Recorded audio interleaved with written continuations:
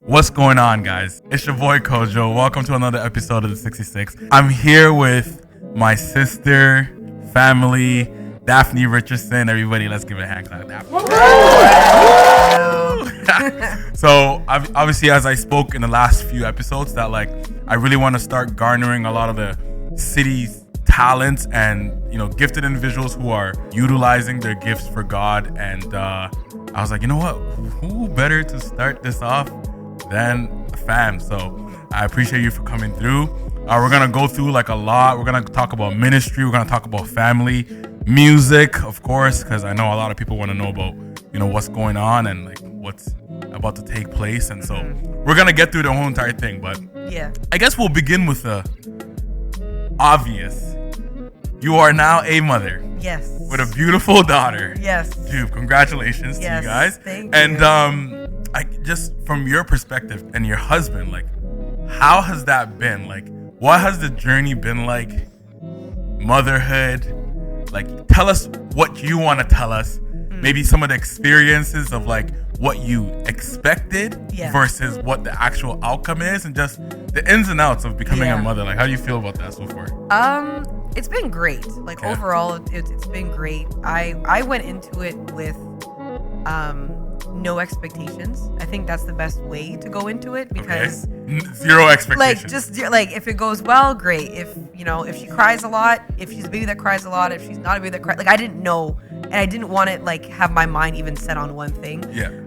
If you go on TikTok, there's these big trends of you watch new moms throughout their day. You watch them with colic babies. So I was all worried. I'm maybe that's gonna be me. I don't know. You're researching a bunch of stuff. Tons of research. So that's the way that I felt. I feel I deal with those unknowns. Is let me just prepare for every possible outcome.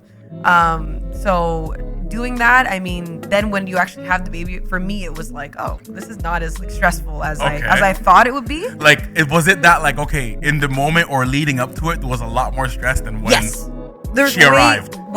Being pregnant was one of the most difficult times of my life. I wouldn't know, but I've experienced it from the other side. Those last 2 months were insane for me.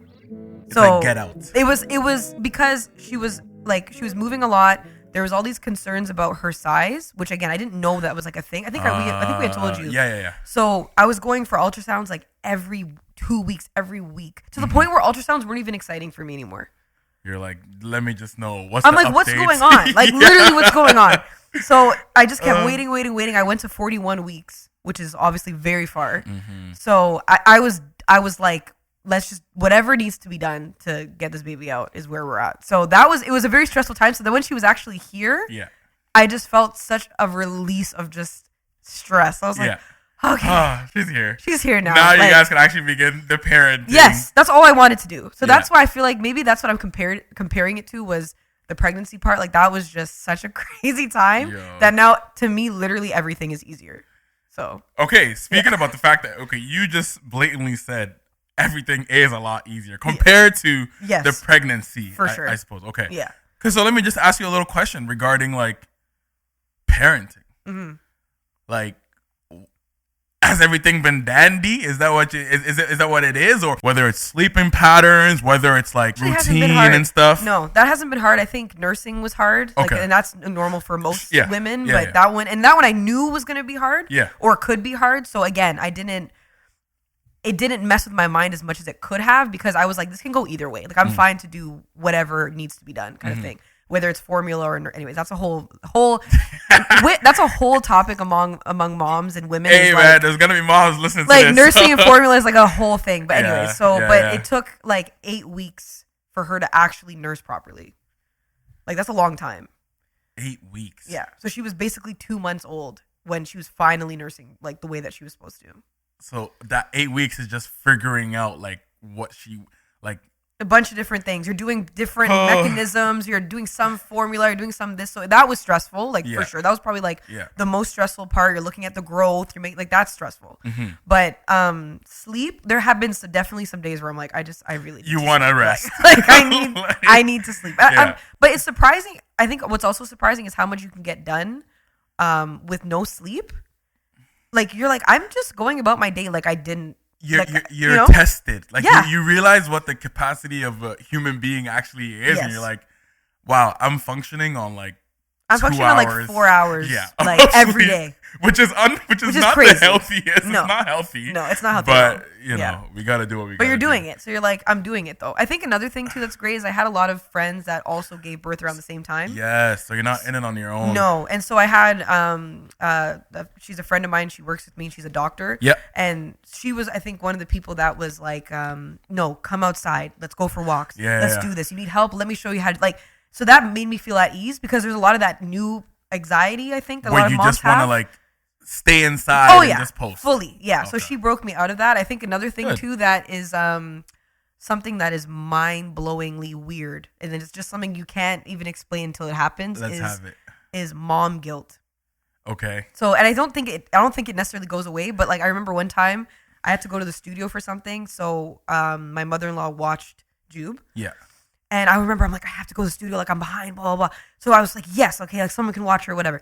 So I'm checking in and I'm like, how's she doing? Like I'm expecting her to just be like, crazy, mad, whatever. It's like, oh, she's doing well, whatever. And then I come back and then it just hits me. I'm like, oh my gosh, I left her. I should have just never done this. Like, it doesn't make, like, I logically had to go to the studio. I had help. She was fine. Yeah. And now I'm back and I'm like, this was the worst. I should have never done this. Yeah, you're a horrible mother. Like, I would never want to do that. There's no logic. Like, there's no rationale. Like, it just comes.